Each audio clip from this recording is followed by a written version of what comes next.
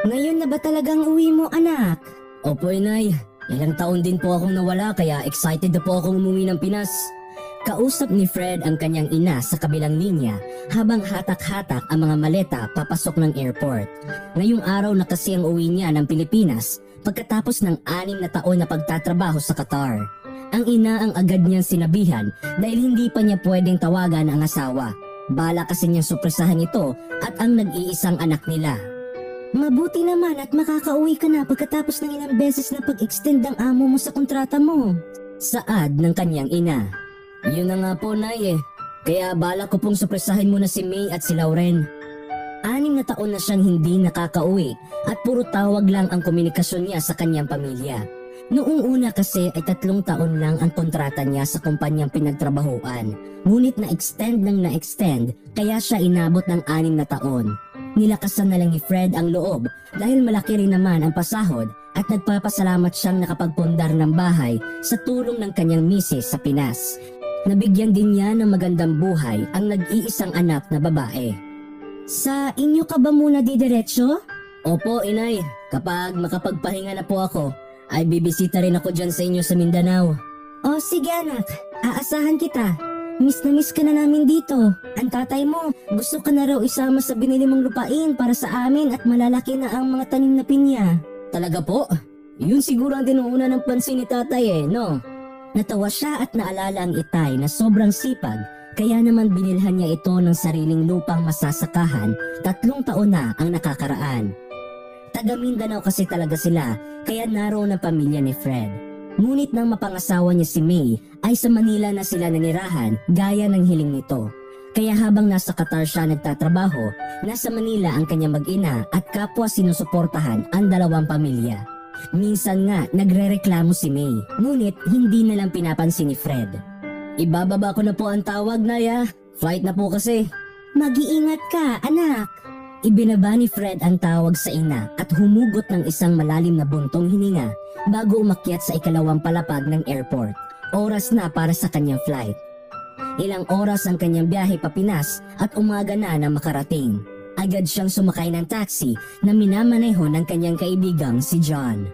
Oh, tuloy ang plano mo, pre? Tanong nito sa kanya.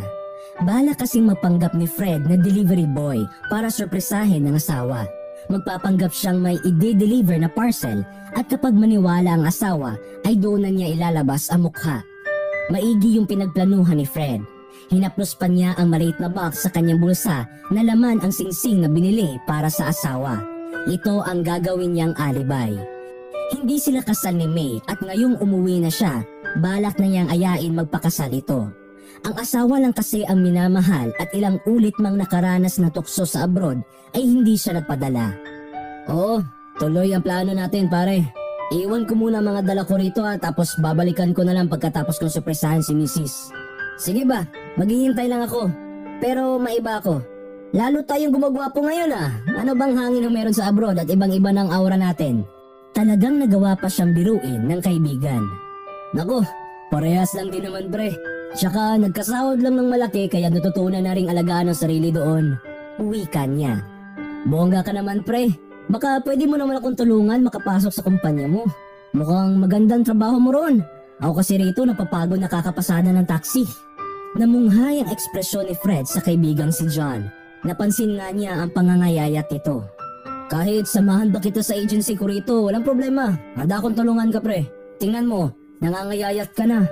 Usal niya na may halong pag-aalala rito. Sinulyapan din siya ni John sa rearview mirror at halata ang mga problema sa mga mata nito. Bukod kasi sa pagod palagi sa trabaho ay problemado rin ako sa relasyon namin ni Mrs. Pakiramdam mo kasi naglolo ko na siya at may lalaki. Naitikom ni Fred ang labi sa tinura ng kaibigan at agad ding naisip ang asawa. Baka naman wala, pare. Siguro maglaan ka muna ng oras para sa inyo at kausapin mo siya. Yun nga ang problema ko, pare, kasi siya rin naman ang may ayaw. Ramdam na ramdam kong nanlalamig na siya sa akin. Hindi alam ni Fred ang kanyang isasagot. Naaawa siya at nalulungkot para kay John. Hirap na nga ito sa pagkayod at iyon pa ang gagawin ng asawa nito. Ang misis mo ba, hindi nanlalamig sa'yo? Napaisip siya ng malalim sa tanong nito. Hindi naman. 6 na taon ako sa abroad, ngunit kahit kailan ay hindi naman naging malamig ang pakikitungo sa akin ng asawa ko. Kwento niya. Kahit madalang lang silang mag-usap ng asawa, ay nasisiguro naman itong ina-update siya sa mga ganap, lalo na sa kanilang anak. Nakakabilib ka naman pre, swerte ka na nga sa trabaho, swerte ka pa sa asawa. Marahang tinapik ni Fred ang balikat ng kaibigan. Gusto niyang palakasin ang loob nito. Pagsubok lang yan pare, malalagpasan niyo rin yan ng asawa mo. Pagpapalakas niya ng loob dito. Tumanguri naman si John at pinasalamatan siya sa pagpapalakas ng loob nito. Hindi nagtagal, nakarating na sila sa labas ng bahay niya, kaya inilabas na niya ang costume at isinuot. Tinakpan din niya ng mask ang itsura at saka sunglasses para lalong hindi makilala. Nang handa na siya, lumabas na ang lalaki at pumasok sa gate. Manghang-mangha siya na makita kung gaano kaganda ang bahay na pinagpawisan niya sa abroad. Ibang-iba na ito kumpara sa dati nilang kubo. Sementado at 2 palapag ang kanyang bahay. Kaya naman, napuno ng kagalakan ang puso ng lalaki. Tao po, tawag niya. Kalmado man ang pagsalita ay hindi niya mapigilan ang pag-alsa ng pakiramdam. Kinakabahan siyang masaya at gusto na makita ang pamilya. Tao po, may parcel po kayo ma'am. Sino yan? Lalong kumabog ang kanyang dibdib na marinig ang boses ng asawa. Narinig niya ang paglapit ng mga yapak nito. Hindi nagtagal, lumabas ang isang maputing babae na may kargang 1 taon na batang lalaki. Halos takasan ng pandinig si Fred na makita ang asawa pagkatapos ng 6 na taon. Nagtaka pa siya bakit may karga itong batang lalaki, ngunit isinantabi muna niya at inuna ang plano. Sino sila? Saad ng asawa. Delivery po ma'am, may nagpadala po sa inyo ng parcel. Kumunot ang noo ni May at inilagay muna sa stroller ang batang lalaki sabay lapit sa kanya. Doon na ibinigay ni Fred ang kahon na kinalalagyan ng singsing. Ito po ma'am, pagkatapos ay pakipirma na rin po ng receipt. Pinigilan niya ang panginginig ng boses sa sobrang kaba dahil napatitig sa kanya si May. Buti na lang ay naniwala ito sa sinabi niya at pumirma. Pagkatapos ay ibinalik sa kanya tsaka binuksan ang maliit na box. Singsing? Hindi ako nag-order ng singsing. Fred! Ang dapat na sasabihin nito ay napigil nang bumungad ang wala ng takip na mukha niya. Labis na umawang ang labi ni May samantalang siya ay mahigpit itong niyakap sa sobrang pangungulila. Surprise! Nandito na ako, asawa ko! Masayang saad niya at mabilis itong hinalikan sa labi. Ilang minutong hinarian ng kagalakan ang puso ng lalaki. Ngunit nagtaka siya nang mapansing wala man lang bahid ng kasayahan ang mukha ng asawa. Ibang ekspresyon ang nakaguhit sa mukha nito. Okay ka lang, mahal? Aniya. Pasensya na kung ginulat kita. Gusto ko kasi kayong surprisahin ng anak natin. Sa wakas, nandito na ako. Makakasama niyo na ako. Ngunit nanatiling walang reaksyon si May.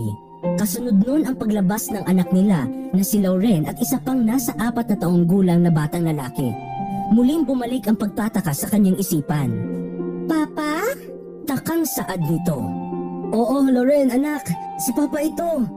Tawag niya sa anak. Papa? Ikaw ang papa ko? Ani Lauren at halatang nagtataka pa sa hindi malamang dahilan ni Fred. Oo, ako ang papa mo.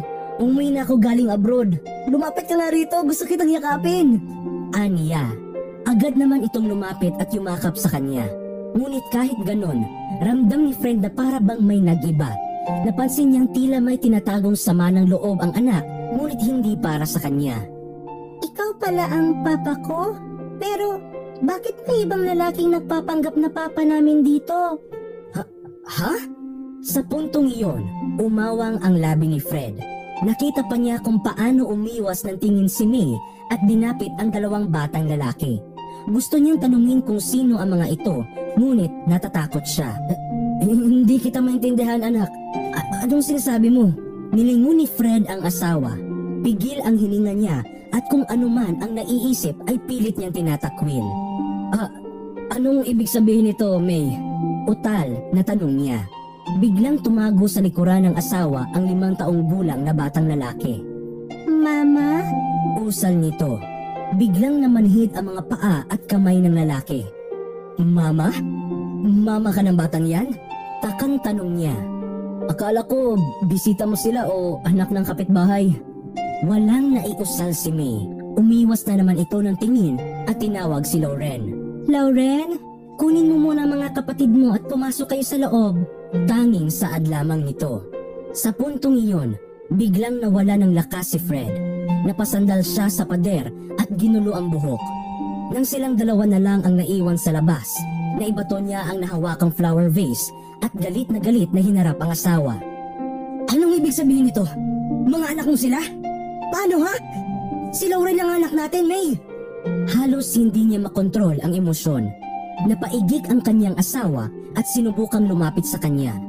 Patawarin mo ako, Fred. Niloko mo ko! Nanliit ang mga mata niya. Sa inusal nito, para na rin itong inamin na tama ang nasa isipan niya. Patawarin mo ako. Hindi ko ginustong lokohin ka. Pero, 6 na taon kang wala sa tabi ko. Wala ka nang kailangan kita. Wala ka sa lahat ng oras. Kaya, nagkasala ako. Patawarin mo ako. Nanlabo ang mga mata ni Fred at tila ba winarak ng ilang daang sundang ang kanyang dibdib. Hindi rason yun para magloko ka! Alam mo ba ang hirap na dinanas ko sa abroad, ha? Para mabigyan lang kayo ng magandang buhay? Bakit mo ito nagawa sa akin, May? Umalis ako, isa lang ang anak ko. Bakit pabalik ko 3 na? Ilang beses niya sinabunutan ang sarili. Nanginginig ang kanyang kamay sa galit. Gustong-gusto niyang saktan ang asawa sa panloloko nito sa kanya, ngunit hindi rin niya magawa. Kaya pala sa tuwing ipapabisita ko si inay dito, ayaw na ayaw mo dahil may tinatago ka? Hayop kayo! Naging matapat ako sa'yo pero ito lang ang ginawa mo! Pasensya na. Sino ang lalaki mo? Nagpipigil na saad niya. Natameme si May. Sabihin mo sa akin, sino ang lalaki mo? Hindi ito sumagot. Masakit para kay Fred na habang nagpapakahirap siya sa abroad, may ibang lalaki na nagpapakasasa sa pinaghirapan niya. Bakit ayaw mo sabihin sa akin? Sino ang lalaki mo? Pumili ka!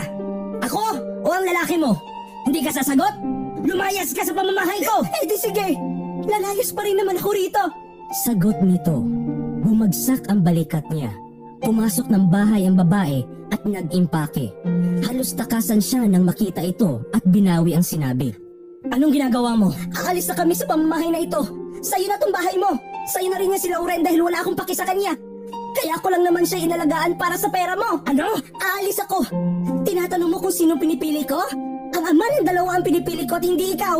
Napapagod na akong pakisamahan ka. Kung hindi nga ako nabuntis dyan sa anak mo noon, ay hindi kita pakikisamahan. Sa sobrang galit, sinuntok ni Fred ang pader hanggang sa mabasag ang kanyang kamao. Umiyak din si Lauren at pinigilan siya. Minamahal kita ng totoo, May. Niloloko mo lang pala ako. Hindi kita mahal. Napilitan lang ako.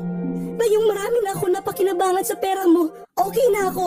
Doon ka na sa pamilya mong palagi mong inuuna at sa trabaho mong importante sa'yo. Hindi alam ni Fred na habang na-e-extend ang kanyang kontrata noon, ay iyon ding patuloy na panloloko sa kanya ng asawa. Halos hindi niya iyon namalayan dahil sa tuwing mag-uusap sila noon ay ngiti-ngiti pa ito. Ni hindi nga niya alam na hindi naman talaga siya nito mahal. Balak pa sana niyang pakasalan na ito, ngunit hindi na iyon mangyayari pa. Masakit man, nagpapasalamat si Fred na hindi niya naitali ang sarili sa isang salawahang babae. Nang araw na iyon, lumaya si May kasama ang 2 nitong anak sa ibang lalaki. Hindi na niya ito nagawang pigilan dahil sa sobrang sama ng loob.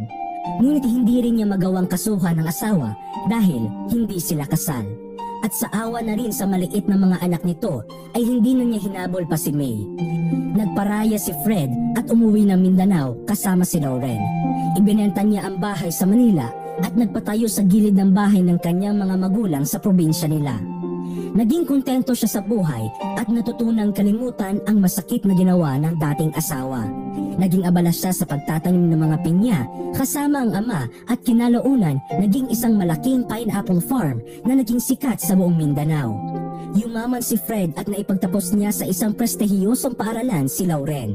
Hindi na rin nag-asawang muli ang lalaki sa takot na maulit ang nangyari at itinuon ang oras sa pagsimba at pagtulong sa mga batang nasa lansangan. Umampon pa si Fred ng 5 mga bata at napagtapos din ito pareho. Ang kaibigan niyang si John ay natulungan niyang umasenso sa buhay na kasama pa rin ang asawa. Nakakatawa na ikaw ang naghihinala sa asawa mo noon, pero Hanggang ngayon, kayo pa rin, pre. Natatawang saad niya. Oo nga pare, kaya hindi talaga natin alam ang magiging daloy ng panahon. Magpapasalamat na lang tayo at napagtagumpayan natin ngayon.